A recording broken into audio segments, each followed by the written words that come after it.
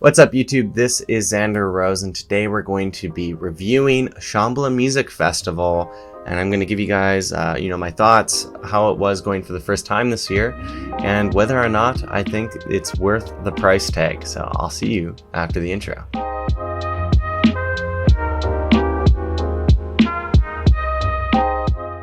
Now, just for a little bit of background, I kind of bought my Shambhala tickets on a bit of an impulse. I think I bought them like 2 weeks before moving back, and then it was 2 weeks after I got back from Toronto that I attended the festival. So it was a bit of an impulse decision, but I'm really glad I did it. I've been hearing about it for many years, and it's kind of like the mecca of music festivals for people in British Columbia, which is where I'm from. But lots of people from across the Pacific Northwest go. So if you're anywhere in the Pacific Northwest, I think this will be very relevant to you. And I know that a lot of people, wonder whether or not it's kind of worth it, what they should prepare to do and everything like that. I'm going to say right off the bat that this is by far the best festival I've ever been to in my raving career since I started just at the very end of 2015. This is by far my favorite. It does have the heaviest price tag, but I think it's actually worth every penny. And that's even given some of the downsides that I experienced this year. So you should really believe me when I say that. But right off the gate, if you didn't get your early bird ticket yet, they're already sold out. So now you're going to be paying the full price. One of the good things about Shambhala is that you can decide to purchase last minute, because there's basically only two tiers. There's the early bird that always sells out pretty much right immediately after the festival concludes because of all the people who loved going. And then there's the regular price, which is the same from basically September onwards. So you'll be paying $550 for the base ticket. That's what the vast majority of people pay. That's what I paid as well. I think it was actually, they might have jacked it up a bit. I think it might have been $425 or something like that, but that's pretty much it. And then there are some additional fees and whatnot that you'd be paying depending on how you approach it. So if you want to arrive early, which I highly recommend you do, you're going to be paying $50 per day for your vehicle. I highly recommend you do arrive early, or else all the good campsites will be gone, which I'll talk about a little bit later. Camping and parking is included in that $450, so you're not paying any extra on top of that. But you can upgrade to camp with your car if you have a camperized vehicle only. So you can't camp with your car if you just have a regular car. It has to be that you're able to camp within it. Or you can upgrade as well to do Shambhala lodging, which is like super bougie, fancy. You live in like basically a lodge cabin type of deal, and you're kind of segregated from the rest of the campers. So if you're really bougie and you've got the financial resources to do that, and you really want to go all out, I believe that's over like $1,000 for total for going with that. But it's up to you. I'd recommend going with the standard one, because then that way you get to camp with all the other fun people, and it's really cool to just meet people around camp. So that's my recommendation. Next up, I want to cover location and camping. So it's in Salmo, British Columbia, which is the most western province of Canada. And Salmo is quite far. Salmo is quite far east, so it's actually like 7 and a bit hours east from Vancouver, which is the main city in British Columbia. Sorry, everyone from Victoria and whatnot, but it's kind of true. And what's kind of weird is that if you're from Seattle, it is less than 7 hours to get there. So it's actually faster if you're down in the US to get there. Obviously, you've got to be prepared for the border crossing and whatnot, as you always would have to be. But it is a little bit faster if you're coming from Seattle than it is from Vancouver. In terms of camping, the main kind of campsites, there's two, I believe. I think the other main one is Starlight. I might be wrong about that. It might be called something else. But the one I camped in is called Meta. And it was a blast. You're basically in the forest, so it feels like very traditional camping in the woods. And one thing I do want to note is that there's no kind of designated, here's your plot of land type of deal. If you've been to Paradiso or something like that, I know that there's a designated, you have this much space for your tent and whatnot. That's not the case here, and there's no roping off or anything like that. So it's what our site did was brought our own ropes, and the people who went up quite early roped off a big section. We had about 40 people on a campsite, and we collaborated on making like a shared kind of living room space and kitchen and stuff. So recommend, if you can go with a big group, do that. If not, just find somewhere that you can kind of hunker down and talk to your neighbors. Everyone there is super nice, as I'll get into in the next section. So next up, I want to talk about the experience. What is it like overall just to be at this festival? So the first thing is that it's 19 plus, so sorry everyone who's under 19.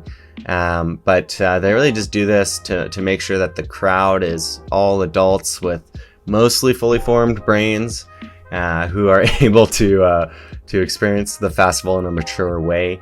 And I think it adds a lot to the experience, not to hate on teenagers, but it's just a different vibe, right? They've had more life experience, so it makes the crowds a lot better. It doesn't get rid of all the problems, of course. There are still adults who are idiots and whatnot, but I think it definitely contributes, and you have to make sure you have ID in order for that to, in order to get in because of that. Another thing just to mention is that alcohol, as well as glass and a bunch of other paraphernalia and stuff like that, are banned, so you're not allowed to bring them. So in the case of Canada, that would mean marijuana is allowed in, but no glass, right? So as it's legal in, cannabis is legal in Canada, so you can bring it there.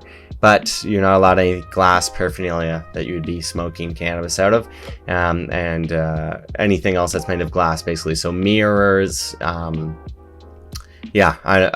like that you can't bring in, just to be aware of that. So if you can have a plastic mirror, that's a good call. Once you're inside, there's a ton of vendors for food. They are very overpriced though, so I'd be cautious of that, as well as other shops where you can buy clothing, other kind of little things to remember the festival by, basically little arts and crafts. There's an art gallery with local artists put up, so it's really cool to just walk around and look through all the vendors, see what there is.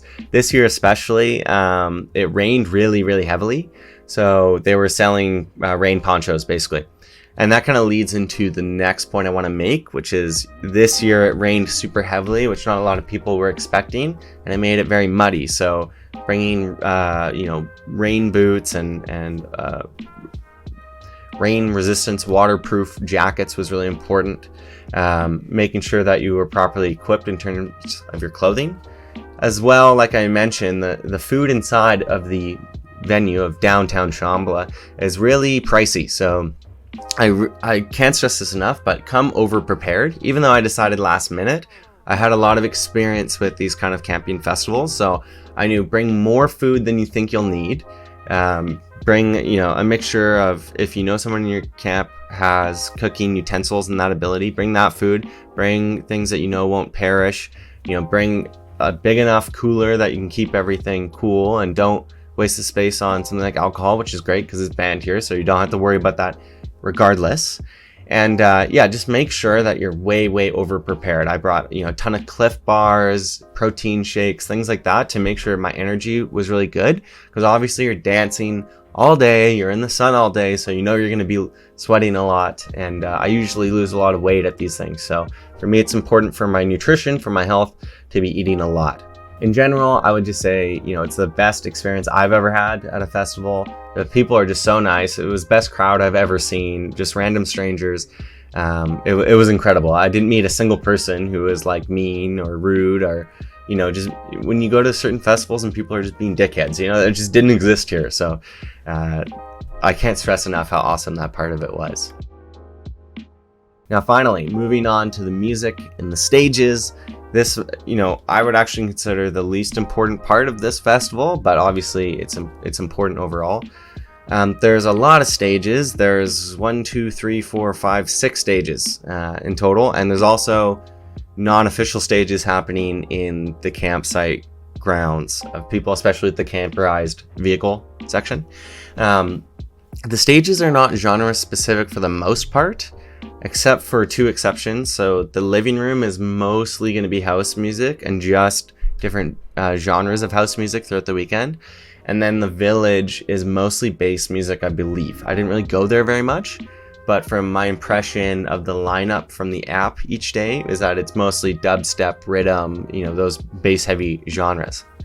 Another thing to note is that the PK sound system is extremely loud. Like I almost think it's too loud, to be honest, because if you're anywhere further than the very back, you need ear protection, and you should take that very seriously.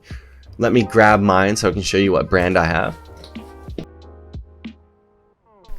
So this is my brand of ear protection,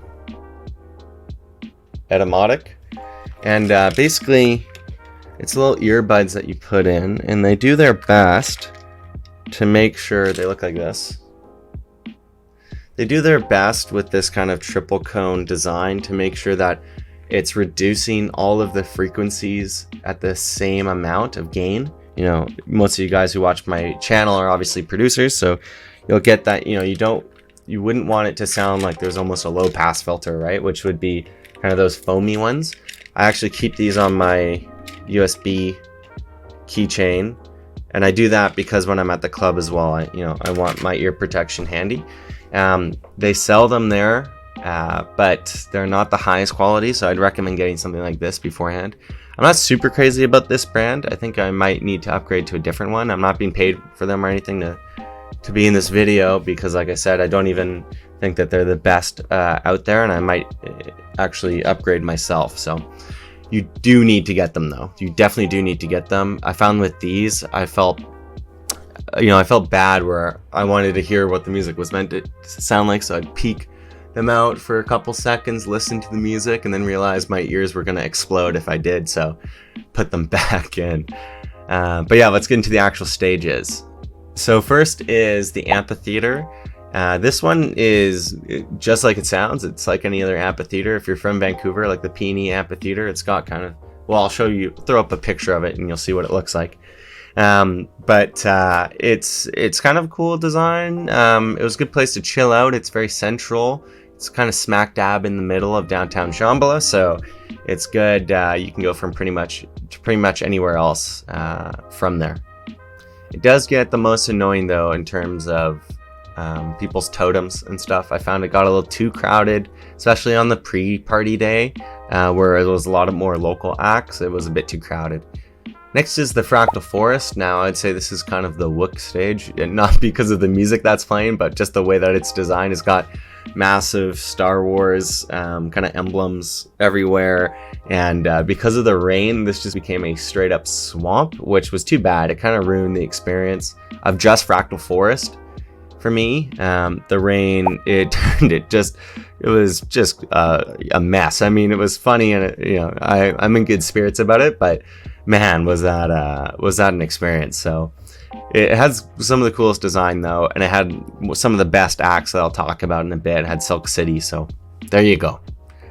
The Grove, I actually never went to this one. I tried to for one act, and it was just so packed, so I didn't really bother. But it seems like it's more of the indie kind of place, more of the indie electronica type of deal going on there, and it seems like it's a bit smaller than the rest of the stages, so it's more intimate as well, a lot more live stuff going on there. So I would just check the schedule for the days, see if you've got anything there that you're really interested in. Next up is the living room. This was my favorite stage, and I bet you can guess why. It's because it's focused on house music, which was awesome. I got to just chill out there and discover a lot of house music I didn't know before. This was like my go-to place if I didn't know where I wanted to be. I would go to the living room. It's got cool observatory decks. It's got they had like a fake DJ booth with fake just molds of CDJs and like a 900 mixer, so people would go up and pretend to be DJing. That was facing towards the stage, so that was really fun. There was like hammocks in the back and this big mock version of all of like the Shambhala grounds that you could kind of play with, so that was a lot of fun. Next is Pagoda. Now this year, and I heard the last couple of years, this has been seen as like the main stage. Definitely had the most big acts playing at Pagoda, and it had the best production. It was just insane. It looks like this massive kind of church, or almost like old Japanese temple structure that they're projecting things on, and it's just nuts. It's like the craziest production ever. It has some of the biggest area for viewing, and it's right when you come in to downtown Shambhala. It's to your right, so just an awesome place. Lots of room to dance and everything. This is where Noizu played, and he was my favorite act of the entire festival, so that's why I loved it there. Last up is the Village, and this is the bass music one, and it kind of reminded me of like Endor or Kashyyyk from Star Wars. And the reason why is because the stage was like here and kind of covered, and then around the perimeter would be these like elevated viewing platforms that were all kind of wooden, and it was in the forest. It's near Fractal Forest, so it had this really kind of weird like tribal, you know, like the Wookiees were just building these viewing decks for everyone. I could see why it's the base stage. I imagine being in the middle in that pit would get pretty wild, but I never did that. But yeah, and then in terms of like the artisan lineup, I recommend you go check it out. I'm sure every year it's this good, but just want to highlight a couple of my favorites personally. Anti-Up, Cascade, Silk City, Zed's Dead, Zoo, AC Slater, Anna Luno, Kaztech, Jazzy Jeff, Dr. Fresh, Jack Beats, Justin Martin, Noizu, and Volak. For me, my favorite sets were definitely Anti-Up, Justin Martin, and Noizu from third, second to first in that order. I know that was weird to do it that way, but Noizu just blew me away. I've been waiting to see him for a long time, and it was just incredible. So overall, yes, it is pricey, but to me, if you're going to go to one festival throughout the entire year, it would be Shambhala, right? I would sacrifice going to Contact and Seasons to go to this one. So if I had to pick one, it would be this. It does require a lot of preparation. You kind of need to be a vet at going to music festivals already, know what you're doing, but man, is it an incredible experience. So that wraps up the video today. If you liked, please throw a like there. If you haven't subscribed yet, I make content like this. Also production tutorials, DJ tutorials, that kind of thing, and I release music here as well. So hit that subscribe button if you haven't already. If you're already subscribed, make sure you've hit the notification bell icon. And if there's any other festivals you'd like me to talk about that are in the Pacific Northwest area, and specifically Vancouver, I definitely can. Just leave a comment down below. And other than that, happy dancing.